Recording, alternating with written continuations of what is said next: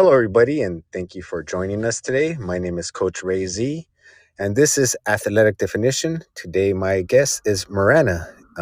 Marana, I'm going to call you Marana V because my last name is Saragoza. A lot of people butcher it. So, how about you tell us how you pronounce your last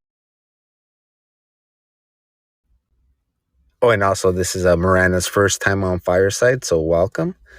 And Marana, the same thing. You'd have to unmute the little monkey, and then you'll be able to speak.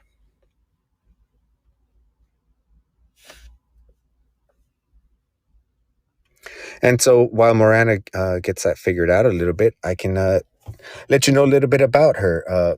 Marana is a personal trainer. He said. There you go. Is that it? You are in. Okay. Perfect. Awesome. Thank you, Ray. Sorry about that. No problem. Actually, I was just giving you an introduction right now. So I was letting everyone know that you're a personal trainer and that you are also a nutrition coach, Yes. a Brazilian blue belt. Yes, sir. And also, you are totally blind and you have type 1 diabetes. I do. Yes, I do. The type 1 diabetes was the cause of my sight loss. So, And I was reading your bio, and it says that it happened at age 9. So do you remember sight before that, or not really? oh, yeah, I was fully sighted up until the time that I was 26. And I was a hairdresser. And I literally drove myself to work the day before I lost my sight. I remember everything. I went and I drove myself there. I worked my entire shift at the salon and came home and went to dinner with my family. I remember it was a Chinese restaurant and I was having some difficulty with reading my fortune cookie, so I'm reading my fortune on my fortune cookie. So, things were kind of blurry and I had noticed some like blurriness and stuff, but came home that night, watched a movie, went to bed, got up the next morning to get ready for work, and everything was just a complete blur. I couldn't make out any details of my reflection at all. And so went to the emergency room and, they ran a number of tests and stuff. And then went to the eye doctor and they ended up doing 4 different surgeries, 3 on my left eye and 1 on my right. And after that, everything just pretty much went away. Right after I lost it, I could still see blurs and things like that. But once they did the surgeries and stuff, they just kind of rejected it. And then I was left totally blind. So here I am. Oh, okay. So I was thinking that it happened to you at age 9, but so you got diabetes No. at age 9. Yeah, I got diabetes at the age of 9, and it was difficult being a kid and being different than everybody.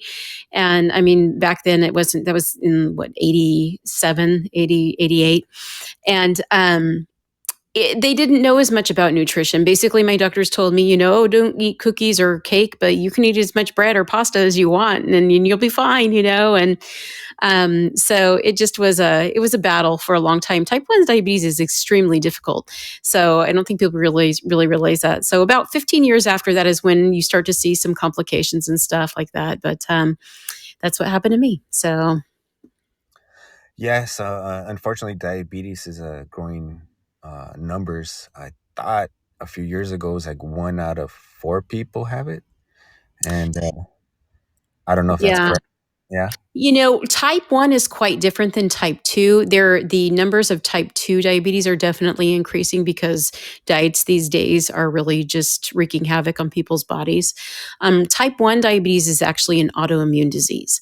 So basically, they think I got a virus. My body attacked itself. It shut down my pancreas. And I was put in the hospital for 2 weeks, immediately put on insulin injections and went from there.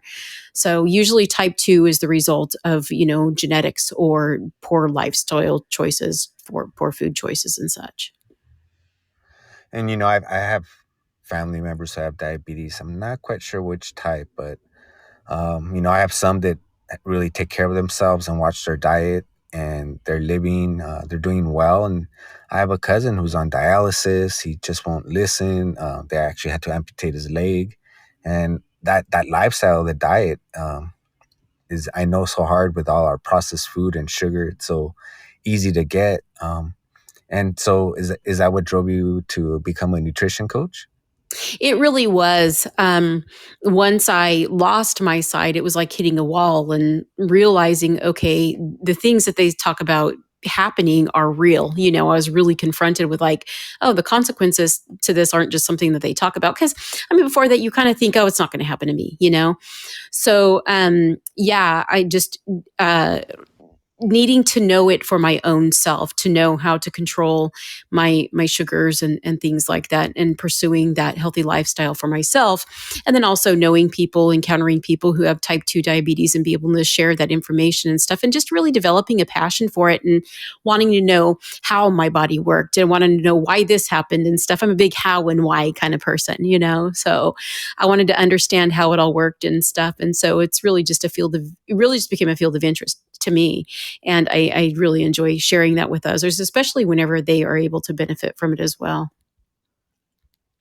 And then, since you lost your sight at 26, was there a point of depression that you went through, or were you able to was there a lot of programs available to you that just kind of helped you get through the whole process easier? You know, it took me about 2 years. For the first year or so, we were still pursuing surgery. And of course, I was hopeful after each surgery that it would take and stuff. And then after, losing that last little bit, the hardest part for me was losing that very last little bit of light perception. That was the most difficult part. But there was a period of time where I really struggled with accepting my situation. And for a long time, I wouldn't even say I was blind. People would say, "Are you okay?" Or if they noticed I was having trouble, I'd be like, "Oh, I just can't see that well," or "Oh, I have a hard time seeing," or whatever. And I wouldn't admit that I was blind. And the first time that the word "blind" came out of my mouth, I was like, "Holy crap! Did I just say that?" And so there was that period, but once I was able to, my faith played a big role in it too, and realizing that, God isn't there to just kind of give us whatever we want, but it's knowing that he's in control. Faith is knowing that he's in control and you're going to be okay no matter what. After that, it was kind of like, okay, well then I guess I'm going to do this thing. And so I was able to accept it. And then from there, I started to pursue some blindness training. They teach you how to travel and that kind of stuff using a cane, or some people prefer a dog. I have a cane, and they teach you how to read Braille. They teach you how to cook and clean as a blind individual and stuff, just learning those independent skills. And then once I learned that, just growing and developing from there, getting back into the gym, getting back into the things that I loved, and just kind of finding that determination to really push the boundaries and say, like, how far can we take this? What all can I do? Which prior to me losing my sight really wasn't a big part of my personality. I kind of like to stay in a safe zone. And now I'm just like, I just want to do it all. I'll give it a shot, see if it works. If it doesn't, then I'll move on to something else. So then you got your personal training certification, your nutrition coach certification, and your blue belt after you lost your sight, or were I you? did, yes. So, training jujitsu came first. I was actually leaving the gym at the time. I was doing kind of more of a bodybuilding type program, and it was great and all, but I was like, this really isn't very functional. And I was kind of thinking about maybe pursuing some CrossFit and stuff, and was actually walking home from the gym, kind of pondering what I was going to do. And this guy pulled up next to me in his car, and he got out of his car and started yelling at me, telling me to get in. I had no clue who he was. And fortunately, one of the personal trainers from the gym recognized me and saw me, and he ran down there. He's like, "Hey, Marana." And he came running down there, and the guy jumped in his car and took off. And I was like, maybe some self-defense wouldn't be so bad. And so I started training jujitsu and fell in love with it. And then I received my personal training and my nutrition specialist certifications in 2017, just in trying to decide, okay, what do I really want to do? I do work for a funeral home, but I wanted something a little bit more uplifting than that, and really, enjoying. I think the journey really started with wanting the knowledge for myself and being able to grow in my own journey, and really just kind of blossomed from there. I know for me personally too, the certifications came for personal knowledge as well, and I know just in general, it's not easy being a personal trainer.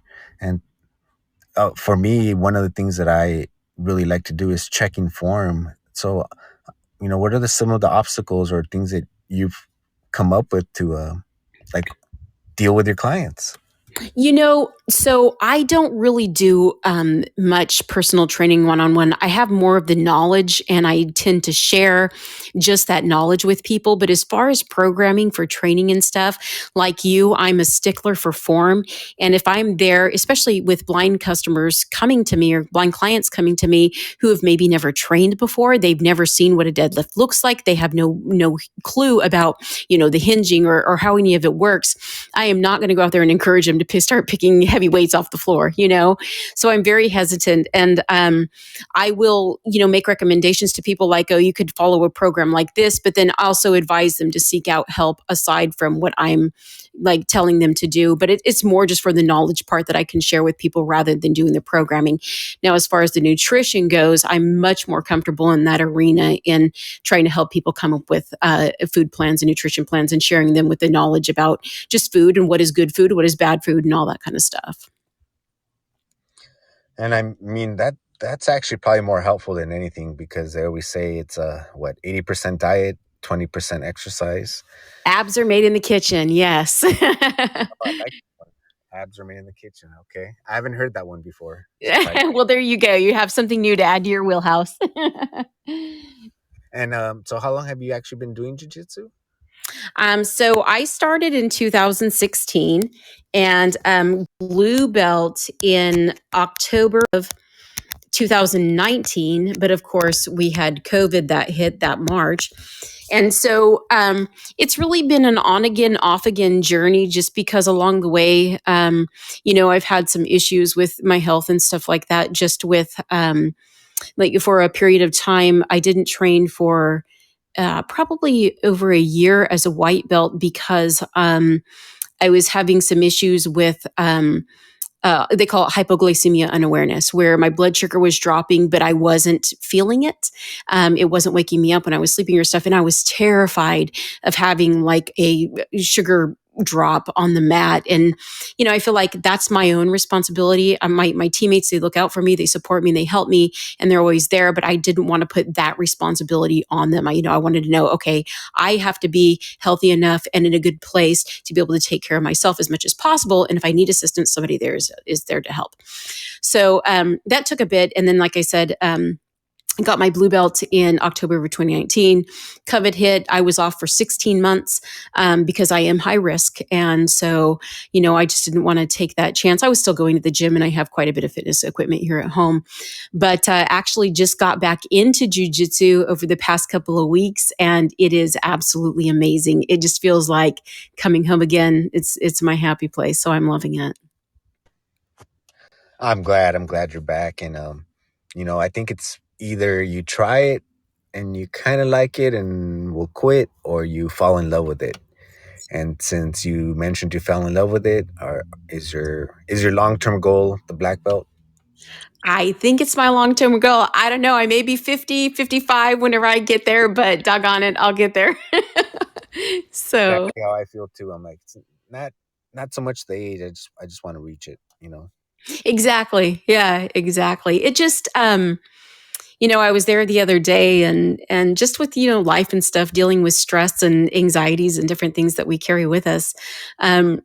Constantly kind of having that feeling in your pit, especially with COVID and everything that's gone on, everybody kind of has this fear. But I was sitting in class the other day, sitting on the mat and just realizing like, man, this is really just my happy place. I feel so calm and not stressed out. And I'm supported by so many people that, they're my teammates and they're my friends and they're here to support me and I them. And it's really a healthy atmosphere and it puts you in such a good just headspace. I feel like I do love it. And you mentioned COVID, and it hasn't been easy for anybody.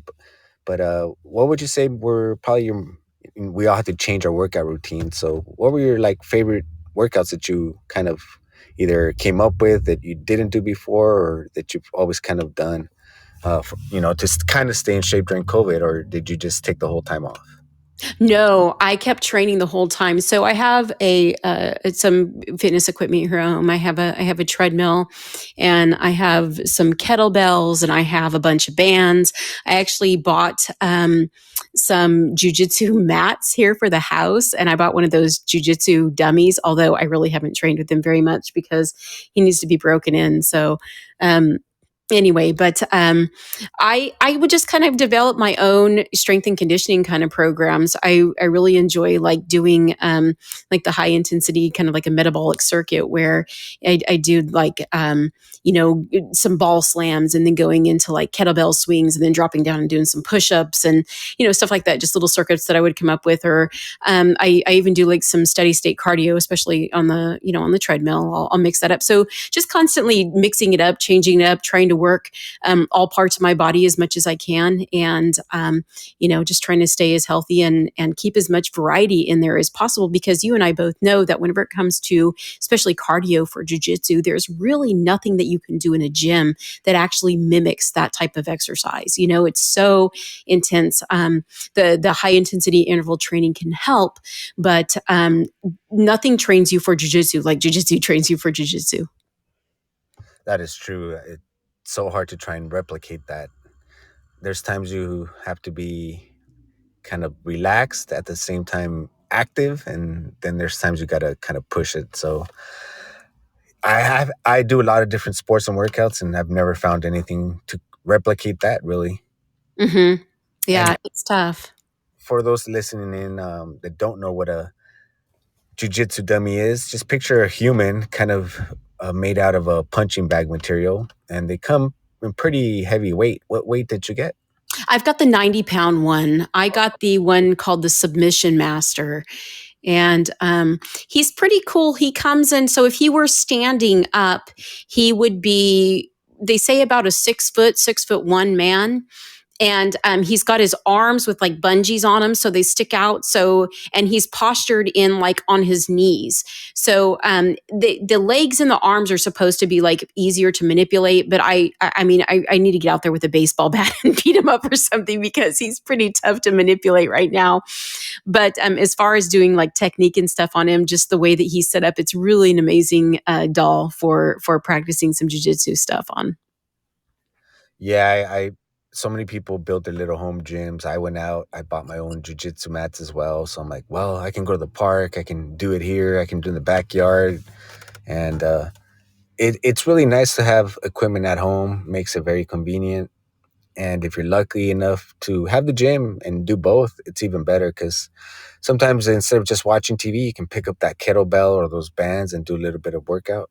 Exactly. Yeah, I bought me a TRX for here at home. I love the TRX. And I do find now that the gym is good for me. Just, I find myself getting more motivated. I'm less distracted whenever I'm here at home. I go to the gym with a purpose. I get in a workout and I get done. Plus, it's good. I mean, I have a lot of friends from the gym too, so it's good to get back and still have that social aspect because I mean, it just got so lonely during COVID, just being locked in all the time and not being able to get out and socialize and stuff. So I do appreciate having equipment and stuff here at home for the times I'm not able to make it, but definitely love getting into the gym and stuff. Plus, they always have, more equipment than you can really fit into a room in a home. And when you first went to jujitsu, was it intimidating for you? I think that's like the biggest thing that stops most people from even attempting it. So to be blind and then go to try something new. Were you intimidated at all?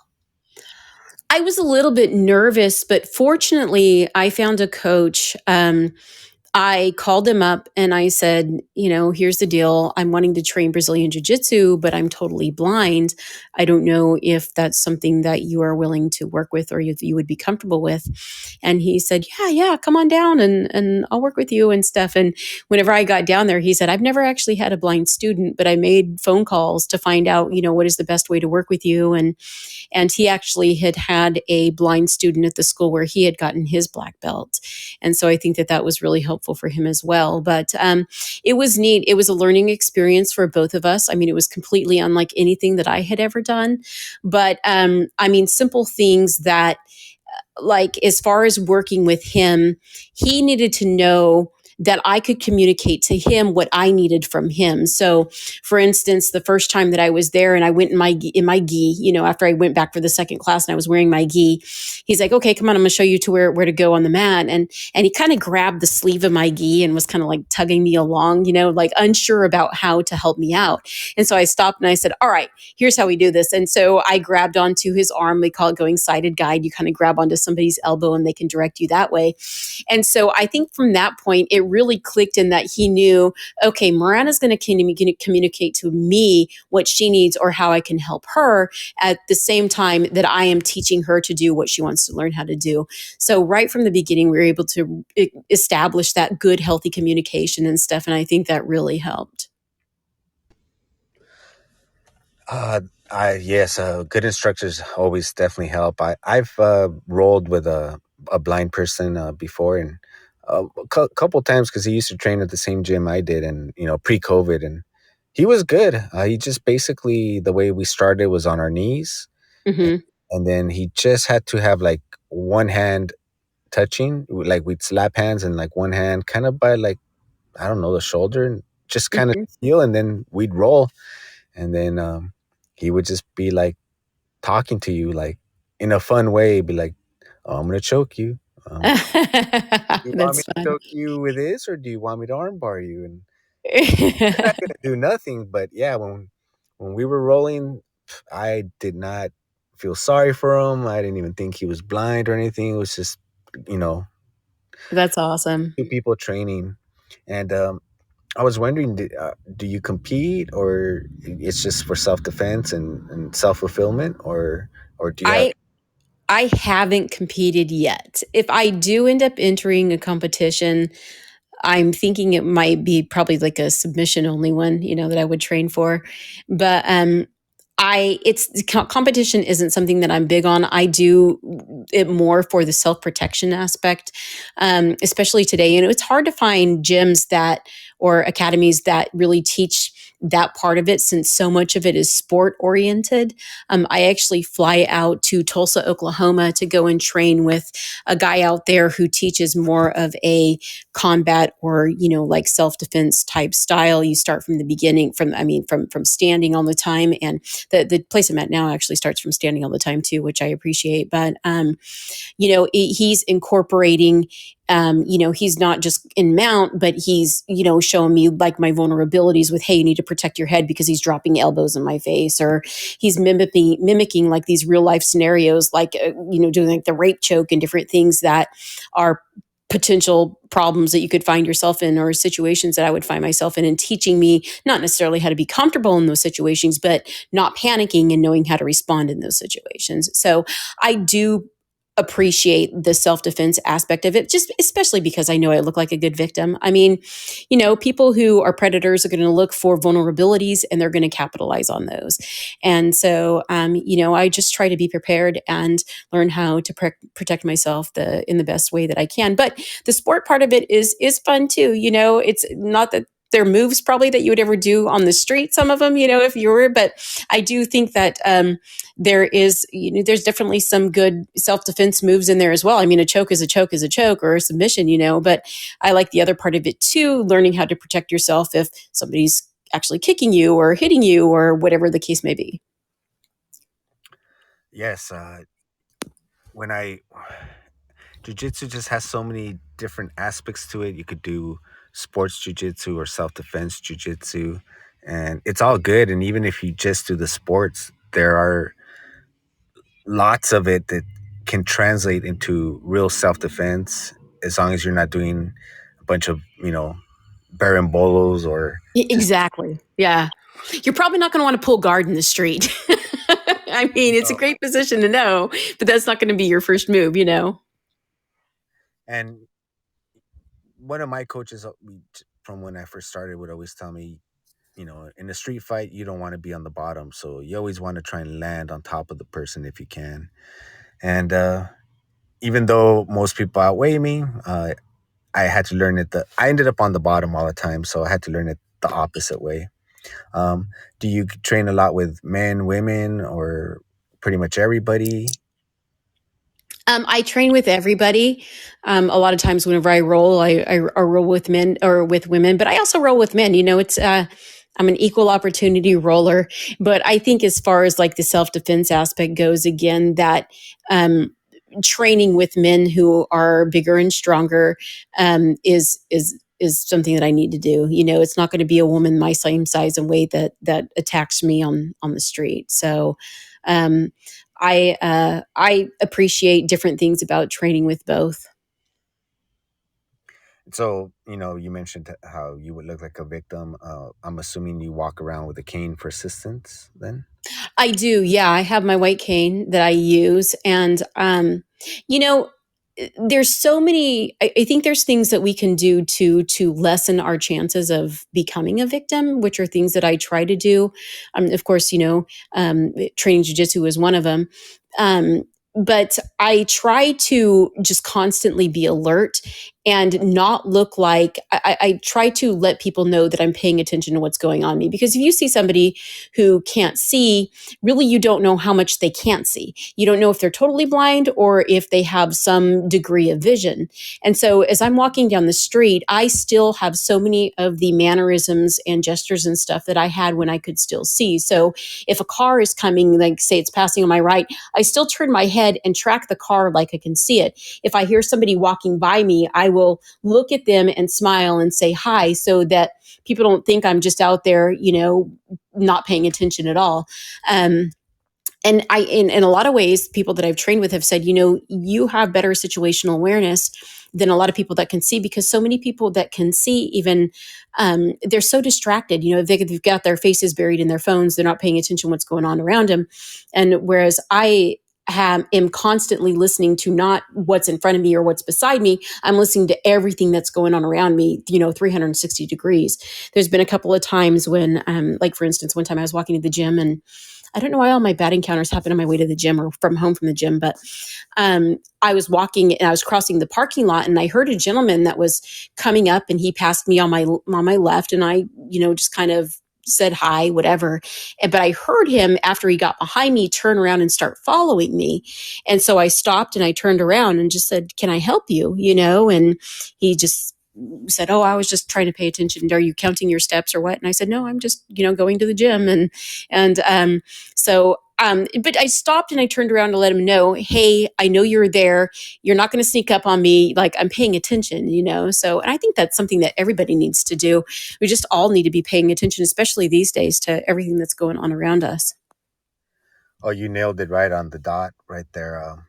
Right now with what's happening, in the U.S., the separation gap between rich and poor, and there's a lot more crime going up everywhere. So uh, people are just have their face buried on the phone. They're not paying attention. It's too easy to be a victim, and uh, as things get more difficult, I not that that's what I want, but you know, with all these businesses being shut down for so long, I mean, it's only obvious what's happening. So people definitely need to start paying attention more when they're out and about in the streets. And you with no sight have more awareness than people with sight. So that's great. And do you do you go around like speaking or helping other people that have gone through what you've gone through?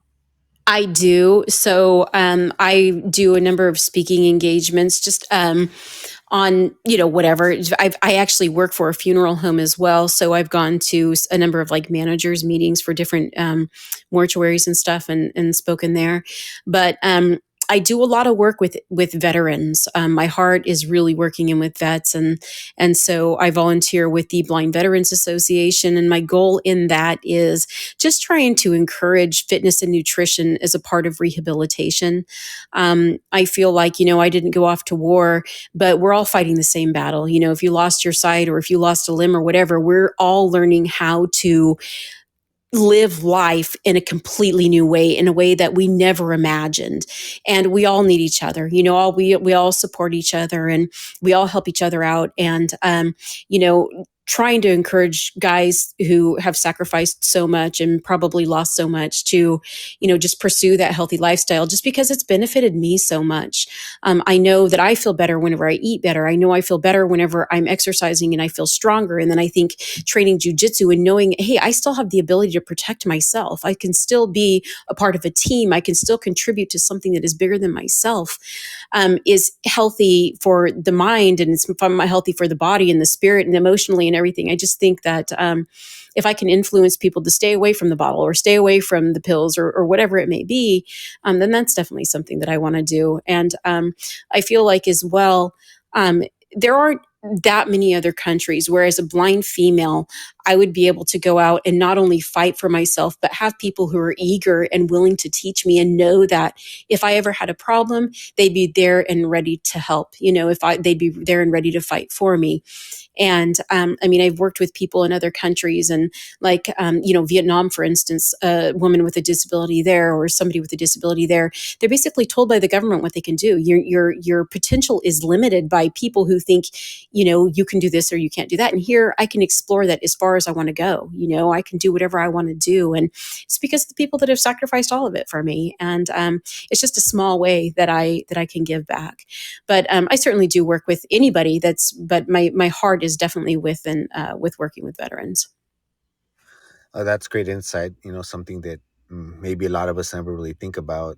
That here you get the opportunity to explore and do things, and I mean, they do. I've seen or and learned about more things for people with all types of disabilities. So if you want to pursue it, that's great to know. And I didn't know that in other countries it was kind of like that situation where you don't really have that choice.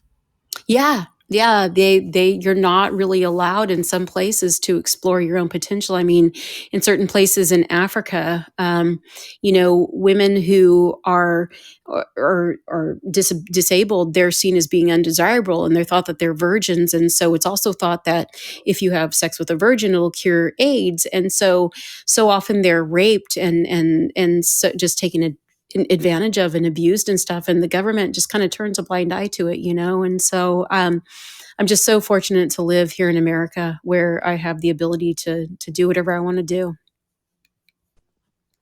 And so, since you do have that great freedom, and what is next? What do you want to do? I know you want to earn your black belt. What other ambitions and goals are you working on currently? So I am right now, I'm certified as a nutrition coach. I would like to delve a little bit deeper into that, I think, and maybe go for like my registered dietitian's license or something like that. If I had that ability, if I could actually work from because right now I can make nutritional recommendations from a fitness or, like a health standpoint, but I'm not allowed to actually treat disease with food like a dietitian does. Like, okay, if you have heart disease, this is what we need to be doing. Or if you have diabetes, this is what we need to be doing. So that I would love to do, and probably actually work for the VA, because a lot of the guys there, especially guys that were in like Vietnam, they were exposed to Agent Orange, and they have type 2 diabetes. There's a lot of guys that are blinded and stuff. So I think that maybe that's something I would like to pursue. But we've got one life to live, and so I just say to do it all, do whatever you can do. That is so true. You know, just growing up, I experienced a lot of death, family members, friends, and it's just a reminder to instead of just being sad that they're gone, it's like be grateful for every day that you have, and make them proud that you're not wasting your life, and go do something with your life. Exactly. Yeah. Yeah, working in the funeral industry and stuff too, seeing a lot of that. And it's that constant, confrontation that we have, or constantly being confronted with knowing like, we never really know when it's our last day. And that's been another thing with these shutdowns, they've talked about locking things down again and stuff. And I feel like I spent 16 months locked in, just hoping not to die. And at this point, I'm just kind of feeling like, I just want to go out there and live. Whatever life is left, I just want to be able to go out there and live, and why sit indoors and sit there and just wait? And hope for doom and gloom stay away, so there's no guarantees. None of us are guaranteed tomorrow. Yes, and some of these other effects of just being at home, like depression, and they say suicide rates have gone up, and spousal abuse and child abuse. So there's other factors that, um, there's so many other risks just besides COVID that you could get struck by a car. I mean, you have a really good chance of dying in a car accident. Most people do, especially in California. So we Sure. go out Yeah. there every day and we put our lives in some sort of risk. Now with some of these mass shootings anywhere you go, I mean, technically that could happen. And what are you going to do? Stay home for the rest of your life or go out and live the life and see what happens? Yeah, Enjoy it. I don't think we should be careless. We should always be mindful, but still not just handicapping ourselves, and, working with the funeral home during this, during COVID, we had more deaths from suicide and overdoses than we did from COVID. Now, there were a significant amount of COVID deaths, but we had a lot of suicides and overdoses. And I think people just found themselves in this mental state that they couldn't get out of, and were looking for things to help them cope or to end it all. So, I'm thankful that I was able to maintain a healthy mindset and stuff the whole time. I think that having the ability to train here at home and stuff like that definitely helped. I'd have been really going stir crazy if I didn't have anything to do, but hey, we can always do something, right? Grab a rope and jump rope or do something. We can always make fitness work somewhere, somehow. So, anyway, but yeah, it's good to just be able to live now and get back to life as usual. And I hope it stays this way. Now, you're in California, correct? I am, yes. So you mentioned about the dietitian and being a nutritionist and what you can legally give out, which is funny because there seems to be a little loophole where if you're an online coach, that doesn't apply to you. You can give out nutritional, like a diet plan. So I'm not really quite sure about that. I guess as long as you're not physically meeting the person, it's okay. But that's something I recently learned, which might be a good topic for the future. I gotta dig in Yeah. a little Yeah, bit good. more. Yeah, I know there's certain states, Arizona and Michigan, where you're supposed you can explore or prescribe outside of the parameters that are limited in all the other states. But I didn't know about that about the online thing either.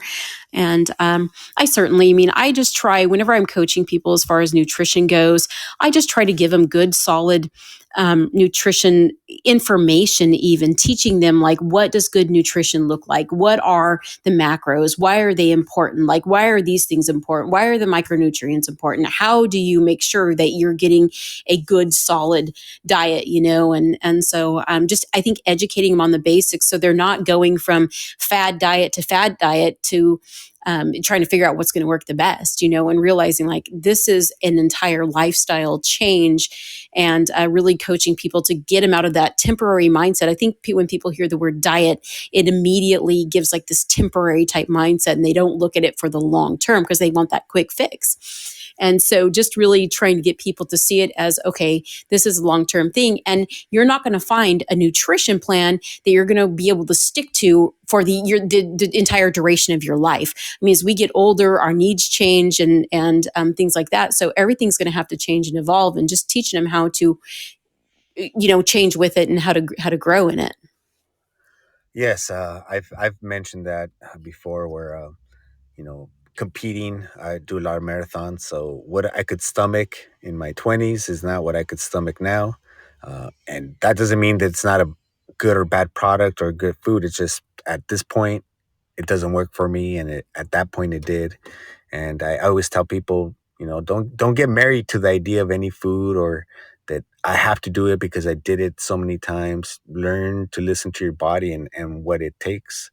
Um, and then with the online thing, it's pretty funny because to work as a trainer, personal trainer, you in the gym, you need a certification, but on online, it's kind of like the Wild West. You don't need to be certified to be a personal trainer or a coach. Wow. You just got to say you're a coach and you're Yeah.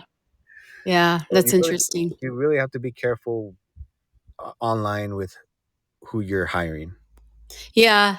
Yeah. I mean, I think you and I kind of both have the same heart in that you don't want to put anybody into a situation where they're going to be compromised either with their health or their fitness or like their body or anything like that.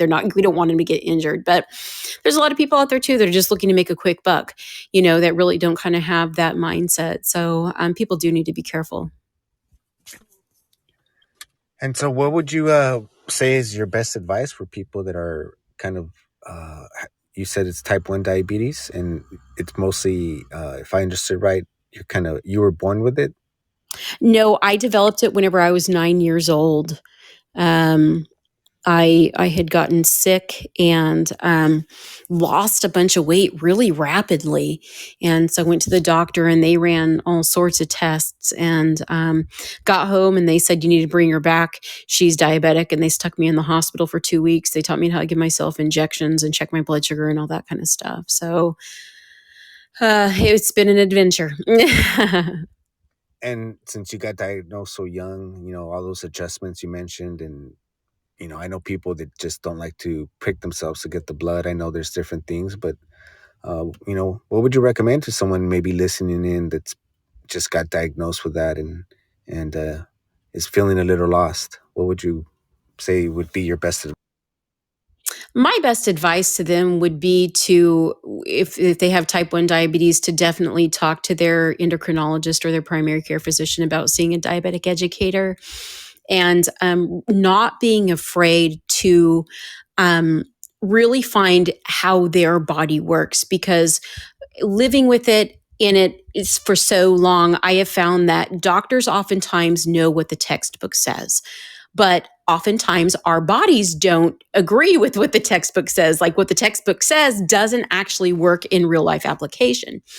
So I was fortunate in that I was able to find a doctor that is not only an endocrinologist but is a type 1 diabetic himself, so he understood the frustrations in trying to deal with blood sugars and insulin and stuff. I mean, insulin is a wonderful medication, but it's also extremely toxic. The therapeutic window for it is so narrow, and I mean the amount that helped you yesterday or worked yesterday today may not be enough, or it may be enough to kill you.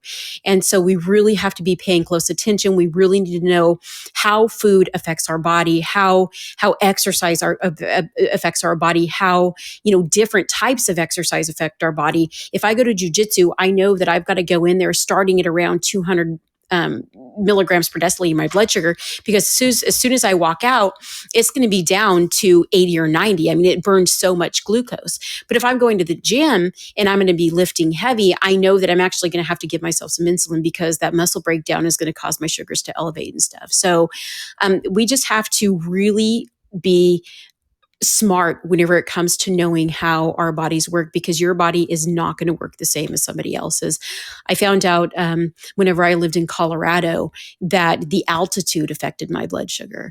So the most helpful piece of equipment that I have been able to find so far is a continuous glucose monitor. I personally wear the Dexcom.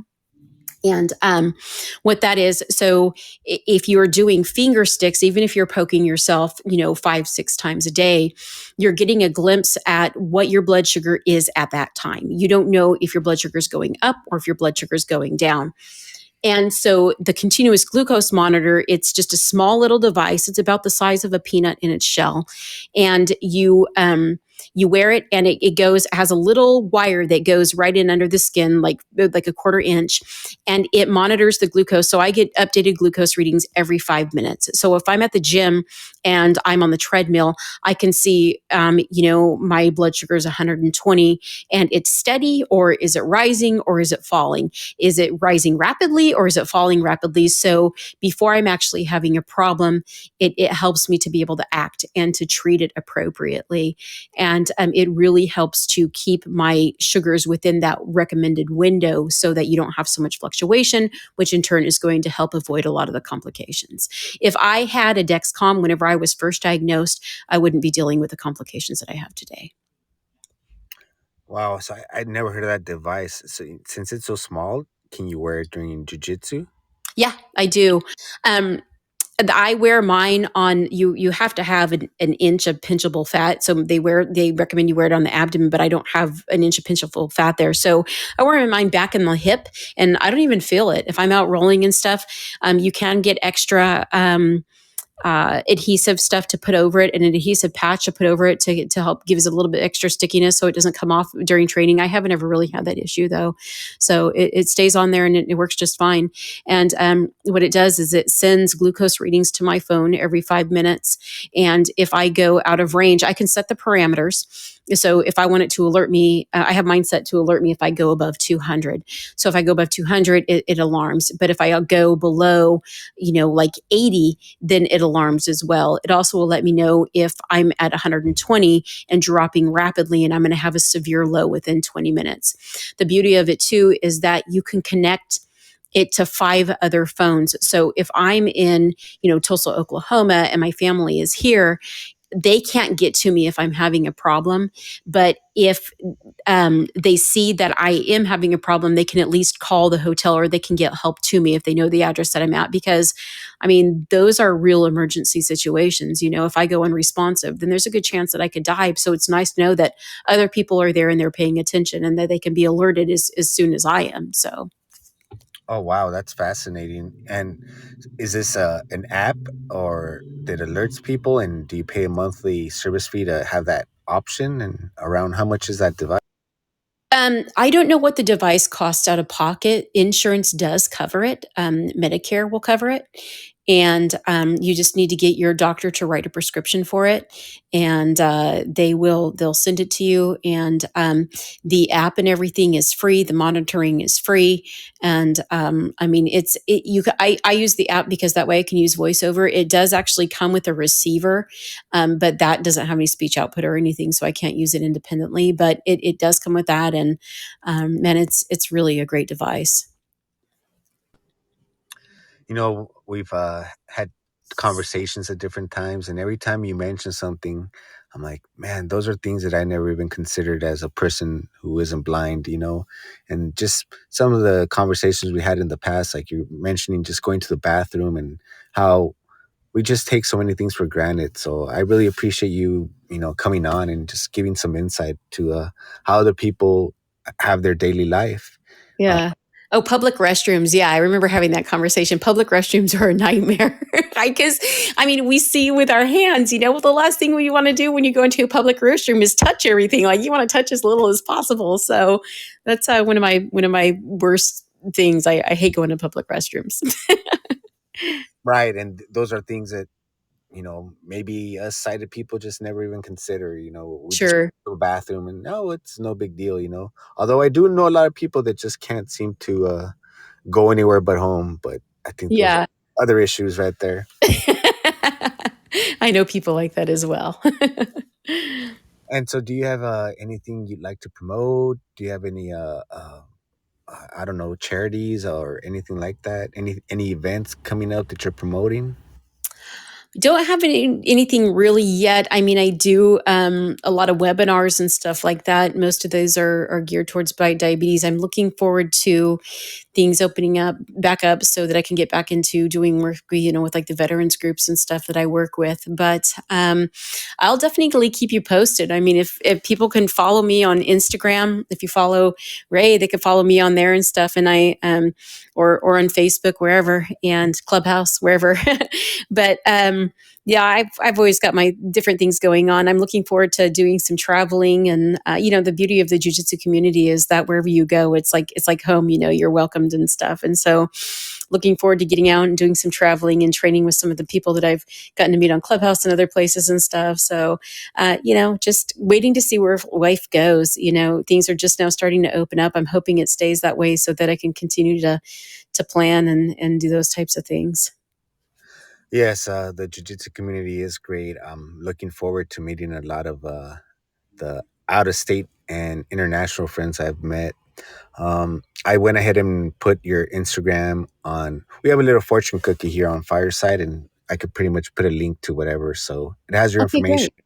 If anybody wants to reach out, network, sponsors, anything like that, I'm sure you're open to it.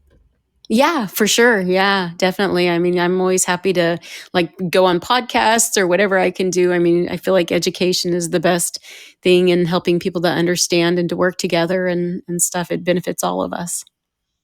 And I'm you are my 11th episode, and I'm fairly new to all this, but I think, an hour is not too much to ask someone for their time, and then it's not really enough at the same time. There's so much more that you could like deep dive and talk, and just so much fascinating conversation in my opinion. So I would definitely love to have you back on in the future, and we can get into subjects a little bit deeper now that people kind of know a little bit about you, and then next time we can deep dive further. Yeah, and now that I know how the app works a little bit better. No, it'd be wonderful. You're doing fantastic for this just being your 11th episode, man. I thought you'd been a seasoned professional. So fantastic job to you as well. It's certainly been a pleasure. And this is live, so it's like right now it's broadcast. It'll be available immediately, and then I'll have it out by next week for everybody else to hear. And so it's been quite an experience, but I've just loved bringing on different guests like yourself. That I know somewhere out there there's people that need to hear this, and hopefully it reaches their ears. There was times in my life growing up where it would have been nice to know someone was going through what I went through, someone that sounded like me, or was my same nationality or anything like that. But females could relate to you, and um, that's that's just something I want to reach out and accomplish in my podcast. So thank you so much for being on here, and I look forward to having you on in the future. Absolutely. I look forward to chatting with you on Clubhouse here soon. All right, well, I'm gonna bring up the little robot, and thank you so much once again. Enjoy your weekend, and I hope everyone enjoyed listening to episode 11 of Athletic Definition. My name is Coach Ray.